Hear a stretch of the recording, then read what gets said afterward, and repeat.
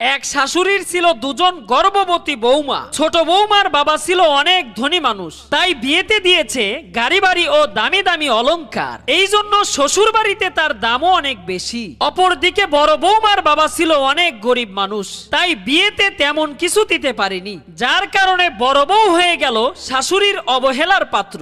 একদিন হঠাৎ তারা দুজন হাসপাতালে সন্তানের মা হলো। এদিকে শাশুড়ি পুরো ঘর সুসজ্জিত করে অপেক্ষা করতে লাগলো তার ছোট বউ ও তার ছেলের জন্য। বড় বউ আর তার ছেলের কথা কারো ভাবনাতেই নেই। ঠিক এমন সময় হাসপাতাল থেকে ছোট বউ ফোন করে বলল, মা, আমি হাসপাতাল থেকে সরাসরি আমার বাবার বাড়ি যাচ্ছি, কারণ হইল এখন আমার আরাম দরকার। ছোট বৌমার কথা শুনে শাশুড়ি অনেক কষ্ট পেল। ঠিক তখনই বড় বৌমা তার ছেলেকে নিয়ে বাড়িতে চলে আসলো। শাশুড়ি তখন বলল, তুমি কেন যাওনি তোমার বাবার বাড়ি? তখন বড় বউ বলল, কেন যাব বাবার বাড়ি?